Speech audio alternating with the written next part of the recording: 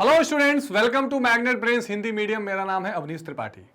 तो कक्षा 12 राजनीति विज्ञान का जो सेकेंड बुक है स्वतंत्र भारत में राजनीति, इसका चैप्टर नंबर 7 जन आंदोलनों का उदय, इसका एक और इंपॉर्टेंट टॉपिक लेकर मैं आपके सामने उपस्थित हूं और वो है महिला आंदोलन।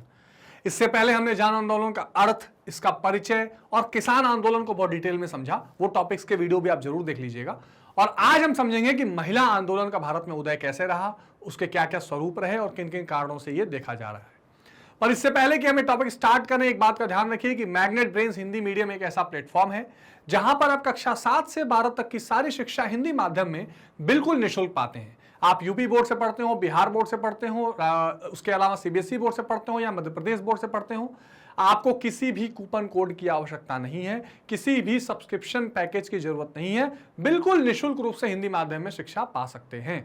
तो बने रहिए मैग्नेट ब्रेन्स हिंदी मीडियम के साथ और हम स्टार्ट करते हैं आज का ये बहुत ही इंपॉर्टेंट टॉपिक, वो है महिला आंदोलन। अब देखिए, जैसे मैंने आपको बहुत शुरुआती सेशंस में भी बताए थे कि 2-3 प्रमुख, अगर जब इस बात की चर्चा होती है कि भारत में वो कौन सा ग्रुप है या वो कौन सा तबका है जो आंदोलनों को लामबंद करता है या जिसने आंदोलनों की भूमिका निभाई है, आंदोलनकारी की भूमिका निभाई है, तो उसमें 3-4 ग्रुप हमने देखे थे। ठीक है, भारत में कौन से ग्रुपों ने, तो एक तो हमने देखा कि किसान, ठीक है, किसानों ने क्या किया है, आंदोलन को एक दिशा दी है। दूसरा हमने बात की थी महिला, और इसी पर आज हम चर्चा करेंगे। फिर हमने बात की थी क्या, अनुसूचित जाति जनजाति,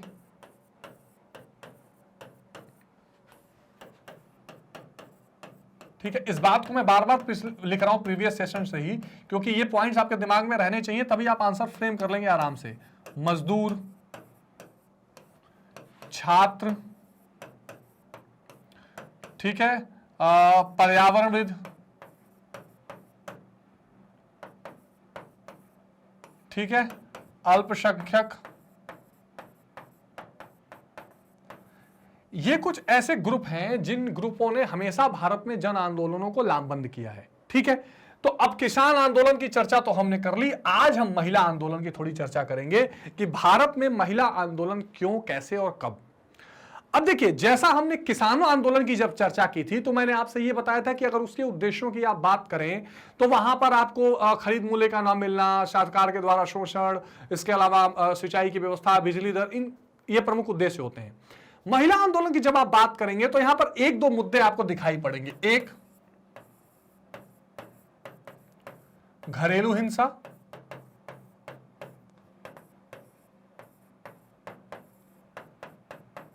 सामाजिक आर्थिक असमानता, और मैंने आपको पहले सेशन में भी बताया था कि जो ये असमानता वर्ड है, ये जन आंदोलन से बहुत विशेष रूप से जुड़ा हुआ है। जहां भी जन आंदोलन की बात आती है, असमानता उसका कहीं ना कहीं प्रत्यक्ष या अप्रत्यक्ष रूप से कारण रहती ही रहती है। तो घरेलू हिंसा, सामाजिक आर्थिक असमानता, ठीक है। इसके अलावा जो एक बड़ा इंपॉर्टेंट फैक्टर रहा है, शराब के खिलाफ, नशा के खिलाफ महिलाओं का बहुत आंदोलन देखा गया है। इसके अलावा महिलाएं सामाजिक आंदोलनों का भी हिस्सा रही हैं, सामाजिक आंदोलन, इनका भी हिस्सा महिलाएं रही हैं। तो इस पर भी आपको जरूर बात करनी पड़ेगी जब आप महिला आंदोलन की बात करेंगे कि घरेलू हिंसा के खिलाफ, शराबबंदी के खिलाफ, सामाजिक आर्थिक जो असमानताएं हैं, यानी उनको जो समाज में बराबरी का हक नहीं मिलता है। जैसे मान लीजिए कि बहुत महिलाओं का एक सेक्शन या ग्रुप रहा मुस्लिम महिलाओं का, जिसने ट्रिपल तलाक के खिलाफ बहुत आवाज उठाई, 3 तलाक के खिलाफ। कुछ लोग बुर्का के खिलाफ भी उठाते हैं। हिंदू समाज में भी इसी तरह हो रहे अत्याचार या दहेज प्रथा, इन चीजों पर बहुत बात होती है। तो ये समाज, या नौकरियों में जो समानता नहीं मिलती है, या उनको जो शिक्षा में समानता देने की कोशिश नहीं की जाती है, उसके खिलाफ। और सामाजिक आंदोलनों में इसकी पृष्ठभूमि तो आजादी से पहले से है। जो आजादी का आंदोलन हुआ उसमें भी महिलाओं ने प्रमुख रूप से भाग लिया। जो पर्यावरण के आंदोलन हुए हैं, जैसे चिपको आंदोलन, नर्मदा बचाओ आंदोलन, उसमें भी महिलाओं ने बढ़ चढ़कर हिस्सा लिया है। तो ये कुछ वो मुद्दे या उद्देश्य आपको दिखाई पड़ेंगे जो महिला आंदोलन से संबंधित हैं। जब मैं पहला सेशन आपसे डिस्कस कर रहा था तब मैंने आपको यह भी चर्चा की थी कि आंदोलन का अर्थ सिर्फ ये नहीं होता कि वहां पर जाकर और आपको केवल हड़ताल या किसी तरह का रैली निकाल देना या सरकार से कोई बात मनवा लेना है। वहां बात आती है सामाजिक परिवर्तन की भी। सामाजिक परिवर्तन का जो प्रयास है, यानी जो सामाजिक स्थिति उसमें परिवर्तन का जो प्रयास होता है वो भी आंदोलन का ही हिस्सा होता है। उसमें भी जन जागरण ये सारी चीजें होती हैं। और तब हमको महिलाओं आंदोलन से जोड़कर देखना पड़ेगा राजा राम मोहन राय का प्रयास, ईश्वर चंद्र विद्यासागर का प्रयास, पंडिता रमाबाई का प्रयास, ज्योतिबा फुले का प्रयास, है ना, महात्मा गांधी का प्रयास।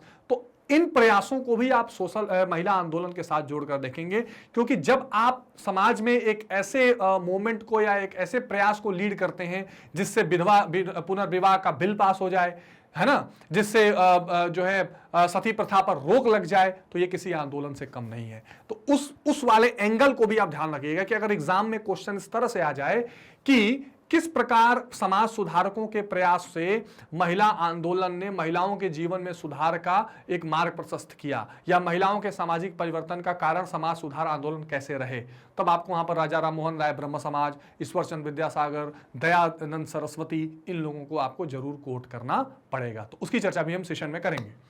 तो आइए अब थोड़ा सा देखते हैं कि इस सेशन में महिला आंदोलन से संबंधित क्या महत्वपूर्ण बातें हैं। तो भारतीय समाज के लगभग सभी वर्गों में महिलाओं की स्थिति आरंभ से ही दोयम दर्जे की रही है। समाज की आधी आबादी होने के बावजूद महिलाएं हमेशा से मनुष्य होने के नाते प्राप्त मूल अधिकारों से वंचित रही हैं। ठीक बात है। तो हमने शुरू में डिस्कस किया कि आंदोलन कब बनेगा, जब आपके जो अधिकार हैं, जो अपेक्षाएं हैं वो पूरी ना हो, या जो व्यवस्था काम कर रही है वो अगर आपके अधिकार को देने में अक्षम है या आपके मुद्दों को नहीं उठा पा रही है, तब उसको आंदोलन एक मंच प्रदान करता है। और महिलाओं के साथ तो ये स्थिति हमेशा रही है। पुरुष वर्चस्व हर जगह समाज की स्थायी सच्चाई है, जिसको आप क्या बोलते हैं, पितृसत्तात्मक समाज, अंग्रेजी में कहते हैं पैट्रियार्की। तो ये जो पैट्रियार्की या पितृसत्तात्मक समाज है, इसका मतलब क्या होता है कि पुरुष ही प्रधान रहेगा।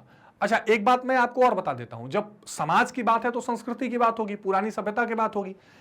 भारत के सनातन सभ्यता या धर्म में कभी भी पुरुष प्रधान का अर्थ यह कतई नहीं रहा कि महिला का शोषण हो।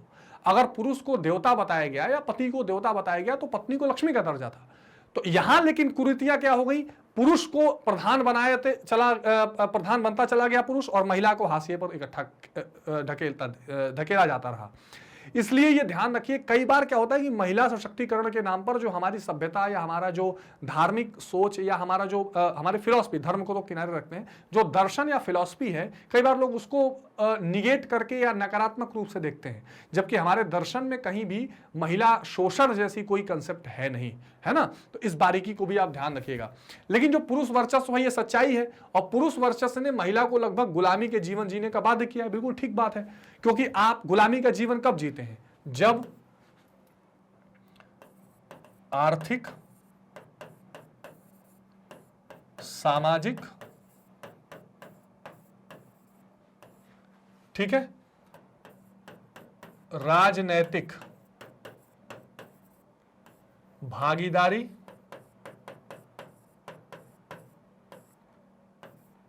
तथा निर्णय न लिया जाने दिया,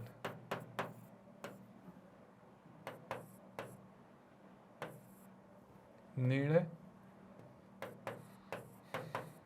लेने का अधिकार न दिया जाए।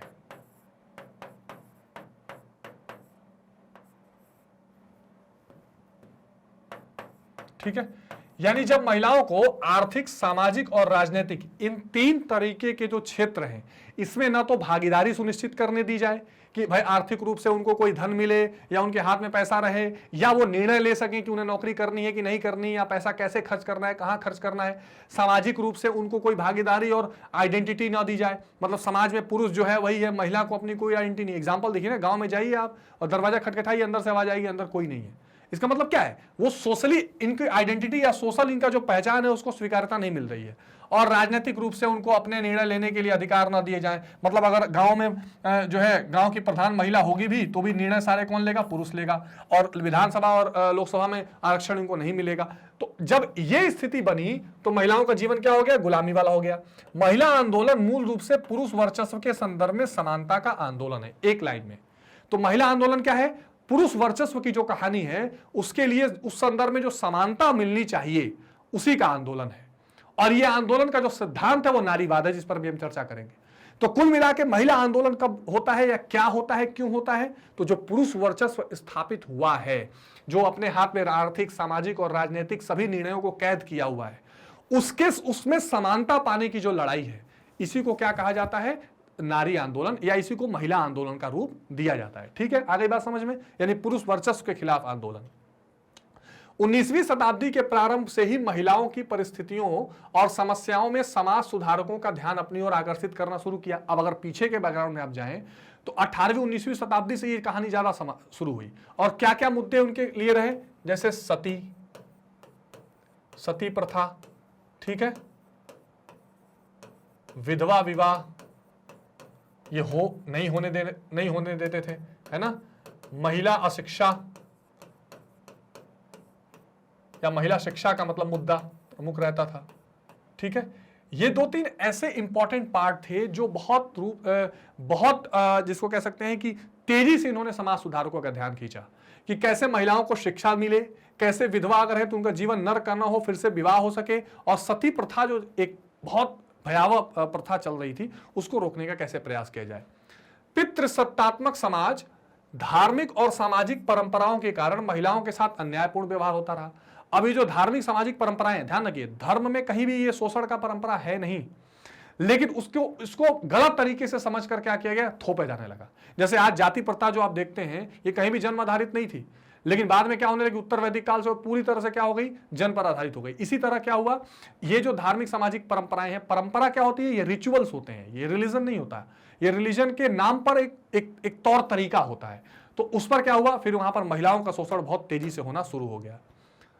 अब अगर आप पृष्ठभूमि बैकग्राउंड देखना चाहें महिला आंदोलन का, तो महिला आंदोलन की वैचारिकी का नारीवाद के रूप में सैद्धांतिकरण किया गया है। अब देखिए बहुत इंपॉर्टेंट है, किसी भी आंदोलन का, किसी भी समूह का, किसी भी मांग का एक सिद्धांत होता है कि आप किस सिद्धांत पर, जैसे मान लीजिए मैं बोलूं कि जो पिछड़े जाति का छोटे जातियों के साथ जो शोषण, मतलब छोटे जातियों का पिछड़े जातियों का जो शोषण हो रहा है उसके खिलाफ जो आंदोलन है उसका सिद्धांत क्या है, तो उसका सिद्धांत है सामाजिक न्याय।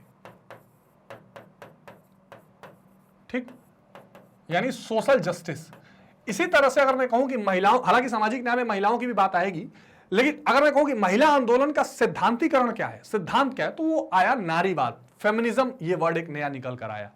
ध्यान रखिए, 2 वर्ड होता है, एक वर्ड होता है जेंडर और एक वर्ड होता है फेमिनिज्म। तो जो जेंडर होता है इसका मतलब हुआ लिंग, ठीक है ना, और जो फेमिनिज्म होता है ये मतलब होता है नारीवाद। तो जब आप जेंडर इक्वालिटी की बात करते हैं, जब लिंग समानता की बात करते हैं, तो वहां ये होता है कि पुरुष, महिला, थर्ड जेंडर जो है सबके साथ समानता होनी चाहिए। जब नारीवाद की बात आती है वो तो नारी के मुद्दों की बात आती है। ठीक है, नारीवाद की मुख्य मान्यता यह है कि लिंग के आधार पर शक्ति का विस्तृत प्रयोग हो। विस्तृत प्रयोग यानी सभी लोग बराबरी से प्रयोग करें, ये नहीं कि एक हाथ में शक्ति रहे। आगे बात समझ में? तो महिला आंदोलन का जो वैचारिक की पृष्ठभूमि है, जो महिला आंदोलन का सिद्धांत है, वो किस पे टिका है, नारीवाद पे। यह सिद्धांत पितृतंत्र को समाज व्यवस्था का प्रधान लक्षण मानता है। ये नारीवाद ये कहता है कि समाज तंत्र का जो मेन लक्षण है वो पितृतंत्र है और हमें हमेशा आवाज उठाते रहनी है। इस मान्यता के अनुसार स्त्रियां ऐसा समूह है जिनके हित पुरुषों के हित के विरुद्ध हैं। बिल्कुल ठीक बात, विरुद्ध मतलब कि अलग है। नारीवादी कहते हैं कि जो पुरुष के हित हैं, आप हमेशा जो भी कानून बनाते हैं, जो भी कुछ नियम लगाते हैं, वो सबको समान देखकर कर देते हैं, पर ऐसा है नहीं। नारियों का हित पुरुषों के हित से थोड़ा अलग है, उनकी समस्याएं अलग हैं। जैसे वो कहती है कि ठीक है आप क्या करिए कि सबको नौकरी दीजिए, सबको तनख्वाह दीजिए, लेकिन महिलाओं को मैटरनिटी लीव मिलनी चाहिए, यानी महिलाओं को जब प्रेग्नेंट हो तो उनको 9 महीने की 10 महीने की अलग से छुट्टी मिलनी चाहिए। ये हमारा इंटरेस्ट है, ये होना चाहिए एड्रेस, ठीक है ना, और बाकी बराबरी तो होनी चाहिए। और यहाँ पर क्या मांग करती हैं वो, एक मांग जो महिला आंदोलन का एक कारण रहता है वो होता है equal pay for equal work, यानी समान कार्य की समान मजदूरी। ठीक है, ये जो पॉइंट्स याद आते हैं मैं आपको मेंशन करते जाऊंगा ताकि आप इसको नोट कर लें कि महिला आंदोलन का ये भी एक बहुत बड़ा हिस्सा रहा है और हमेशा नारीवाद फेमिनिस्ट मूवमेंट का ये पार्ट रहा है ना। जैसे अभी रिसेंटली 2022 अक्टूबर में बीसीसीआई ने क्या अनाउंस किया, सोचिए, बीसीसीआई जैसी संस्था 2022 में अनाउंस कर रही है। खैर अच्छा निर्णय, लेकिन अब इतना लेट कि महिला और पुरुष दोनों क्रिकेटरों की मैच फीस बिल्कुल बराबर होगी, ये अनाउंसमेंट हुआ है। तो सोचिए ये अंतर था, ये भेदभाव था। पुरुषों की तुलना में महिलाओं की हीनतर स्थिति तो शुरू से रही, परंतु प्राचीन और मध्यकाल में इस स्थिति के विरुद्ध महिला आंदोलन का कोई संकेत नहीं था। तो मध्यकालीन भारत में या प्राचीन भारत में कोई महिला आंदोलन हुआ हो उनकी स्थिति के विरुद्ध, ये नहीं देखा गया। लेकिन 18वीं 19वीं शताब्दी के बाद देखा गया। उसके 2-3 कारण है। एक कारण तो ये रहा कि समाज सुधारकों ने लगातार महिलाओं को बैक किया, उनके लिए खड़े हुए, और खड़े हुए तो महिलाओं की हिम्मत मिली। फिर जो भारत में स्वतंत्रता संग्राम हुआ उसमें महिलाओं ने बढ़ चढ़ कर हिस्सा लिया, क्योंकि एक सामाजिक आंदोलन रहा, और वहां से महिलाओं को ये फील हुआ कि अगर हम इन आंदोलनों में आकर बाहर निकल सकते हैं, आवाज उठा सकते हैं, तो अपनी व्यक्तिगत समस्याओं के लिए भी आवाज उठा सकते हैं। ठीक है, तो ये एक इंपॉर्टेंट पार्ट रहा। अब भारत में स्वतंत्रता प्राप्ति के पहले महिला आंदोलन की चर्चा अगर कर लें तो 19वीं शताब्दी के प्रारंभ में भारतीय समाज में महिलाओं की स्थिति बहुत निम्न थी। परंपराओं और मान्यताओं के चलते महिलाओं के साथ अन्याय हो रहा था। महिलाएं कुरीतियां, मान्यता और अंधविश्वासों को झेलते रहने के लिए विवश थी। ये मैंने आपसे अभी डिस्कस किया है कि ये सत्य था, ये देखा जा रहा था। इन मान्यताओं में प्रमुख थी बाल विवाह, यानी छोटे उम्र में महिलाओं का विवाह कर देना। जौहर एक ऐसी प्रक्रिया थी कि जब कोई बाहरी आक्रमणकारी आक्रमण करता था तो महिलाएं अपनी इज्जत बचाने के लिए आग में कूद जाती थी। ये भी एक उनके साथ वो करती थी अपने मन से, लेकिन एक तरह का शोषण ही था जिसे उन्हें झेलना पड़ता था। सती प्रथा, देवदासी प्रथा में महिलाओं को धार्मिक केंद्रों में दान दे दिया जाता था। पर्दा प्रथा, पति के निधन पर सिर मुड़वाना, साध्वी वाला जीवन व्यतीत करना। तो ये कुछ ऐसी समस्याएं थी जो महिलाओं के जीवन को नारकीय स्थिति में पहुंचाती थी, जो समस्या थी। 19वीं शताब्दी में भारत में कई समाज सुधार आंदोलन हुए। इन आंदोलन में महिला से संबंधित मुद्दों को प्रमुख स्थान मिला। ठीक है, भारत में प्रमुख समाज सुधारक राजा राम मोहन राय, जो फादर ऑफ मॉडर्न इंडिया एक तरह से कह सकते हैं, उनको कहा जाता है, ब्रह्म समाज से जुड़े थे। ठीक है, ये ध्यान रखिएगा। तो इन्होंने समाज में व्याप्त कुरीति जैसे बाल विवाह, बहुविवाह, धार्मिक कर्मकांड, सामाजिक कुरीति के खिलाफ आवाज उठाई, और सबसे ज्यादा इन्होंने आवाज किसके खिलाफ उठाई? सती प्रथा के खिलाफ। और इसीलिए फिर बेंटिक के समय सती प्रथा को बैन भी किया गया। फिर ईश्वर चंद्र विद्यासागर के प्रयास के वजह से विधवा पुनर्विवाह अधिनियम पारित हुआ, विडो रीमैरेज एक्ट, यानी विधवाएं फिर विवाह कर सकती हैं, ऐसा कानून भी बनाया गया। तो 2 कानून प्रमुख रूप से, एक तो सती प्रथा खत्म करने का कानून और एक विधवाओं को विवाह करने देने का कानून। ठीक है, इसके साथ साथ ज्योति सावित्रीबाई फुले ने सत्यशोधक समाज की स्थापना की, जिसमें समाज में शूद्र और उच्च वर्गीय महिलाओं के बीच संपर्क बढ़ाया जाए और सब में एकता लाई जाए। आर्य समाज के संस्थापक दयानंद सरस्वती ने धार्मिक कुरीति, जाति प्रथा, बाल विवाह, बहुविवाह, इन सब चीजों का विरोध किया। ठीक है, आगे बात समझ में। तो इसलिए 3 नाम तो आप ध्यान रखिएगा कि दयानंद सरस्वती, ईश्वरचंद्र विद्यासागर और राजा राम मोहन राय, इन लोगों ने समाज सुधारक आंदोलन चलाए।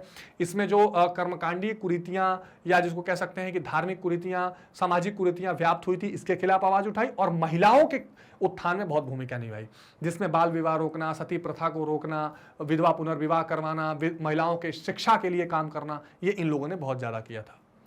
उस समय कुछ महिलाओं के कार्य भी उल्लेखनीय है, जिसमें पंडिता रमाबाई, ये बहुत बड़ी भूमिका निभा रही थी, सरला देवी, मुक्ताबाई, ताराबाई सिंधे, सरोजनी नायडू, जिन्होंने स्वतंत्रता संग्राम में भी बहुत महत्वपूर्ण भूमिका निभाई, कांग्रेस की अध्यक्षा भी रही, इन लोगों का नाम इसमें शामिल था।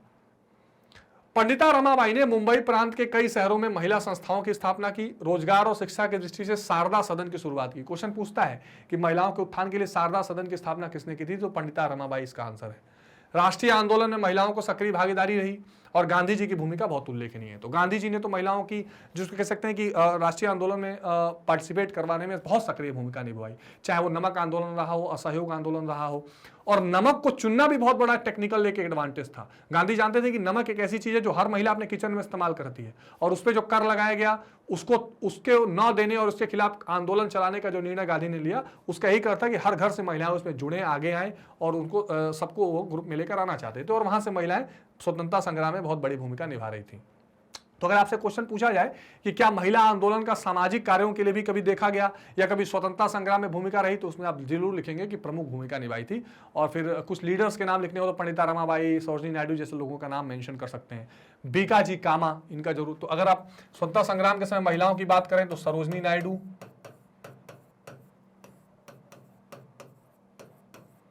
ठीक है, बीकाजी कामा, उषा मेहता, एनी बेसेंट,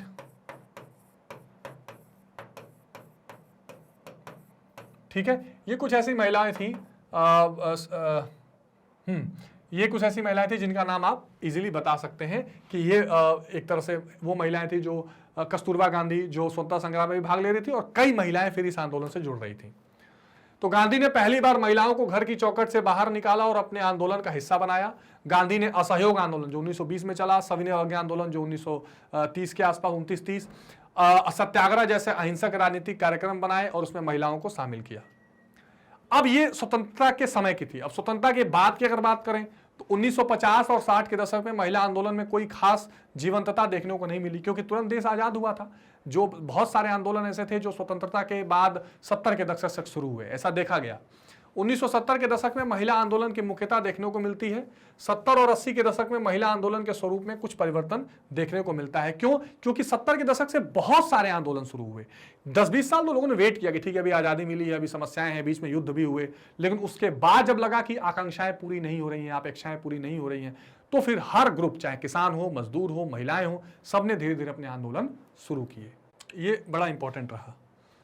स्त्री पर हिंसा के विरुद्ध सब तरफ आवाज उठने लगी। इला भट्ट के नेतृत्व में महिला स्वरोजगार संस्था सेवा का निर्माण हुआ। अब मैंने आपको आंदोलन पहले बताया था कि आंदोलन का मतलब केवल ये नहीं कि जाके हड़ताल करो, कुछ ऐसा भी करो कि सामाजिक आंदोलन बन जाए, सामाजिक वो एक गतिविधि बन जाए। तो जैसे सेवा जैसी संस्थाएं बनने लगी स्वरोजगार के लिए, और एक पूरे देश में धीरे धीरे संस्थाएं बनी जिसको बोला गया सेल्फ हेल्प ग्रुप, स्वयं सहायता समूह। इसमें महिलाएं एक ग्रुप बनाकर कुछ छोटा मोटा काम करती थी और पैसा इकट्ठा करती थी और एक दूसरे की मदद करती थी। तो ये सेल्फ हेल्प ग्रुप जैसे कई संस्थाएं महिलाओं के लिए बनने लगी। यह संस्था महिलाओं की सामाजिक सुरक्षा, बाल सुरक्षा, स्वास्थ्य सुरक्षा, बीमा, इन सभी चीजों का देखभाल करती थी।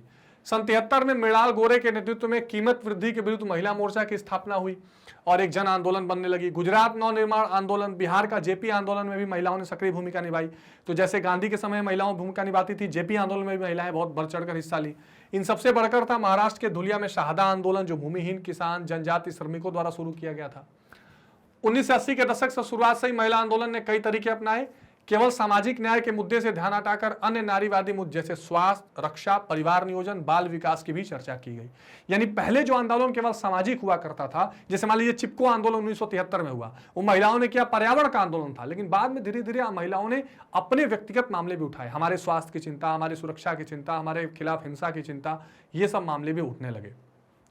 1980 के बाद भारतीय महिला आंदोलन को हिंसा के विरुद्ध सुरक्षा कवच के रूप में देखा जाने लगा और इसलिए फिर महिला समूहों के संघर्ष के परिणाम स्वरूप कानूनी प्रावधान बनाया गया और महिलाओं के प्रति हिंसा को एक अपराध माना गया। और भारत की जो दंड संहिता इंडियन पिनल कोड, उसमें 498A एक धारा जोड़ी गई है, जो क्या है, घरेलू हिंसा के खिलाफ जोड़ी गई है, जिसमें महिलाओं को एक सुरक्षा मिलती है कि अगर उनके साथ घरेलू हिंसा होगी तो फिर उनको, पुरुषों को जेल जाना पड़ेगा। तो ये इन आंदोलनों का नतीजा है, ये आप उदाहरण में लिख सकते हैं। कुछ और मुद्दे अगर महिला आंदोलन से संबंधित देखें तो महिलाओं की मांग रही है कि स्त्री अधिकारों को मानव अधिकारों की समान श्रेणी में मान्यता दी जाए। यानी जैसे आप मानव अधिकार एक इंपॉर्टेंट चीज मानते हैं, स्त्री अधिकार एक अलग होना चाहिए क्योंकि उनका विमर्श अलग है। अवसर की समानता, काम जो भी नौकरियां हैं, चाहे जो अपॉर्चुनिटीज हैं, उसमें उनको इक्वालिटी मिले, ये नहीं कि उसमें उनको न शामिल होने दिया जाए। लिंग के आधार पर हर प्रकार के भेदभाव की समाप्ति हो। समान कार्य के लिए समान वेतन, ये बहुत इंपॉर्टेंट है, जो काम जो करे उसको वो इतना ही पैसा मिले। उदाहरण मैंने बताया कि बीसीसीआई ने अब जाकर महिला और पुरुष क्रिकेटर की फीस एक की है। महिला आंदोलन के ये हमेशा से मुद्दे रहे हैं। तो अगर ये कुछ कॉमन लाइन पॉइंट्स हैं, अगर आप मान लीजिए मुद्दों के उद्देश्य पूछे जाए कि क्या मुद्दे महिला आंदोलन कर रहे हैं, तो अवसर की समानता, लिंग के आधार पर भेदभाव न हो, समान कार्य के लिए समान वेतन मिले, ये सब महिला आंदोलन के मुद्दे रहे हैं। एक और मुद्दा हमेशा रहा है, हालांकि वो घरेलू हिंसा से जुड़ा है, लेकिन आप अलग से जरूर मेंशन करिएगा, शराब आंदोलन, यानी नशा जो है। और इसी से जुड़ा एक आंध्र प्रदेश का जो ताड़ी आंदोलन है, ताड़ी के विरुद्ध आंदोलन, वो देखा जाता है। यानी महिलाओं ने समय समय पर जो नशाखोरी है, जो शराब का इस्तेमाल है, जो ताड़ी का इस्तेमाल है, इसके खिलाफ हमेशा से आंदोलन किया है। हमेशा महिलाओं को लगा है कि जो ये शराब या ताड़ी का इस्तेमाल है, इसको पुरुष पीते हैं और बाद में उनके खिलाफ शारीरिक हिंसा, मानसिक हिंसा, उत्पीड़न होते रहते हैं। तो इसके खिलाफ वो हमेशा आवाज उठाती रही हैं और ये हमेशा एक मुद्दा बना रहा है, कई जगह पर ऐसा देखा गया है। इधर के वर्षों में महिला आंदोलन के लिए महिलाओं के खिलाफ हिंसा का मुद्दा सर्वाधिक महत्वपूर्ण मुद्दे के रूप में उभरा है, पूरी दुनिया में उभरा है। जो महिलाओं के खिलाफ अत्याचार हैं, बहुत सारे ऐसे देश हैं जहां पर महिलाओं को मताधिकार के लिए आंदोलन करने पड़े हैं। हालांकि भारत ने आजाद होते ही राइट्स दे दिए थे। इसके अलावा जो आंदोलन, जो उनके खिलाफ अत्याचार होता है, वो एक मुद्दा है। महिलाओं के प्रति बढ़ती हिंसा हमारे समाज का सर्वनाशक पहलू है और महिलाओं के खिलाफ हिंसा के कई रूप भी हैं, शारीरिक हिंसा, मानसिक हिंसा, है ना, काम करने न देना। तो आप समझ नहीं सकते कि कितनी सूक्ष्मता से हिंसा होती है। तो ये जो कार्यक्रम है, कई बार जैसे भारत में बलात्कार की घटनाएं बहुत देखी गई, तो फिर आंदोलन हुआ 2013 में एंटी रेप बिल, और जैसे कार्यस्थल पर जो उनके खिलाफ, उनके प्रति जो छेड़छाड़ होती है, इन सब के खिलाफ कानूनी प्रावधान भी किए गए। तो ये महिलाओं की समस्याएं हैं जिनके खिलाफ वो आवाज उठाती रहती हैं। जैसे दहेज हत्या बहुत देखी जाती है, दहेज नहीं मिली हत्या कर दिया, ये एक समस्या है। भ्रूण हत्या, बलात्कार, कार्यस्थल पर यौन उत्पीड़न यानी कि sexual harassment at work place, ये बहुत देखा जाता है। छेड़छाड़, इसके अलावा एक और आपने सुना होगा अक्सर, ऑनर किलिंग। मान लीजिए महिला ने बिना परिवार की परमिशन से शादी कर ली, तो उसमें कई बार उनकी हत्या उस चक्कर में कर दी जाती है। ये भी महिलाओं को ऑनर किलिंग भी झेलना पड़ता है। तो ये कुछ ऐसी समस्याएं हैं जो उनके खिलाफ हिंसा का स्वरूप है और जिसके लिए लगातार आंदोलन देश में देखे गए हैं। अब इसी कड़ी में महिलाओं के समस्याओं को, महिलाओं के मुद्दों को स्ट्रांग बनाने के लिए राष्ट्रीय महिला आयोग का भी गठन किया गया एक कानून के तहत। ये संवैधानिक संस्था तो नहीं है पर कानूनी संस्था है, इसलिए इसको थोड़े बहुत अधिकार प्राप्त हैं और ये महिलाओं के मुद्दों के बारे में खोज करती है कि क्या समस्या है, जो कानून है वो महिलाओं के लिए ठीक से लागू हो रहे हैं कि नहीं, या महिलाओं की स्थिति कैसे सुधारी जाए, इसके लिए सरकार को हमेशा सुझाव देते हैं, जिसको नेशनल कमीशन फॉर वुमेन कहा जाता है, NCW। एक देश में भी होता है और हर राज्य का भी राज्य महिला आयोग होता है, ये ध्यान रखिएगा। तो राष्ट्रीय महिला आयोग अधिनियम के तहत सन 1990 में राष्ट्रीय महिला आयोग का गठन किया गया। अगर आपसे क्वेश्चन पूछता है कि सरकार ने क्या कदम उठाए हैं, तो एक तो 498A वाला IPC में डाला गया, जो मैंने बताया है। फिर राष्ट्रीय महिला आयोग का गठन किया जाएगा। फिर महिला एवं बाल शक्ति मंत्रालय है, मिनिस्ट्री है महिलाओं के लिए, यह भी एक काम है। अब महिला आयोग में अध्यक्ष, 5 सदस्य इसमें और एक सदस्य सचिव होते हैं। ये सभी सदस्य केंद्र सरकार द्वारा नामित होते हैं। अध्यक्ष और सदस्यों का कार्यकाल 3 साल का होता है। क्या कार्य और शक्तियां हैं? संविधान और विधियों के अधीन महिलाओं से संबंधित समस्त मामलों का अन्वेषण और परीक्षण करना। यानी अन्वेषण यानी पहले इन्वेस्टिगेट करेंगे कि महिलाओं के क्या मामले हैं, और फिर परीक्षण करेंगे कि क्या समस्या है, क्यों है, क्या इसका रीजन है। महिलाओं की दशा सुधारने हेतु उपायों की क्रियान्वयन हेतु सुझाव देना कि क्या उपाय होने चाहिए। संविधान एवं महिलाओं से संबंधित विधियों के उल्लंघनकर्ताओं को सक्षम प्राधिकारियों के समक्ष प्रस्तुत करना। जो लोग कानून तोड़ रहे हैं, नियम तोड़ रहे हैं, उनको ले जाकर प्रस्तुत करना सरकार के सामने कि ये इसमें मेन कल्प्रिट हैं। महिलाओं के प्रति विभेद और अत्याचार के मामलों का अन्वेषण करना। महिलाओं के सामाजिक और आर्थिक विकास हेतु योजनाओं से सहभागिता देना या सुझाव देना, यह भी एक इसका हिस्सा रहा है। केंद्र और किसी राज्य के अधीन महिलाओं के विकास की प्रगति का मूल्यांकन करना कि केंद्र सरकार के अंदर या राज्य सरकार के अंदर जो महिलाएं, उनकी प्रगति का क्या इवैल्यूएशन है, कितना आगे हैं, कितना पीछे हैं, क्या और होना चाहिए। जेल, रिमांड गृह, नारी निकेतन, इसमें जो महिलाएं रहती हैं उनकी क्या स्थिति है, उसकी जांच पड़ताल करना।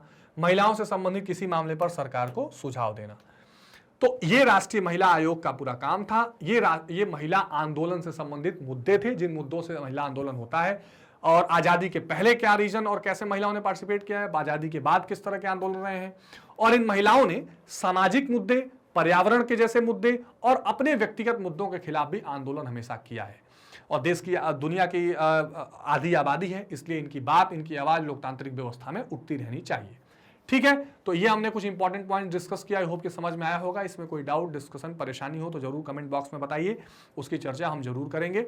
और एक बात का ध्यान रखिएगा कि मैग्नेट ब्रेन्स एक ऐसा प्लेटफॉर्म है जहां आप उसकी वेबसाइट यानी www.magnetbrains.com या उसके ऐप पर जाके या यूट्यूब मंच पर जैसे आप पढ़ रहे हैं, ऐसे निःशुल्क इन सभी कोर्सेज को पढ़ सकते हैं। CBSE, NTSE, olympiad, UP Bihar board, competition, सब कुछ बिल्कुल फ्री में पढ़ सकते हैं, 100% फ्री है।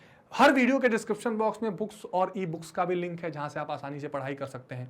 दूसरा, हम क्या नया ला रहे हैं, क्या हमारे अनाउंसमेंट है, उसको जानने के लिए मैग्नेट ब्रेन्स के जो सोशल मीडिया हैंडल्स हैं, जैसे ट्विटर, टेलीग्राम, इंस्टाग्राम, फेसबुक, इनसे आप जरूर जुड़े रहिए, उनको फॉलो कर लीजिए, सारे अपडेट्स आपको मिलते रहेंगे।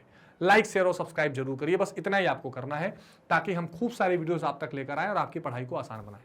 तो मिलते हैं स्टूडेंट्स अगली वीडियो में, तब तक अपना बहुत ध्यान रखिए। Take care, bye bye.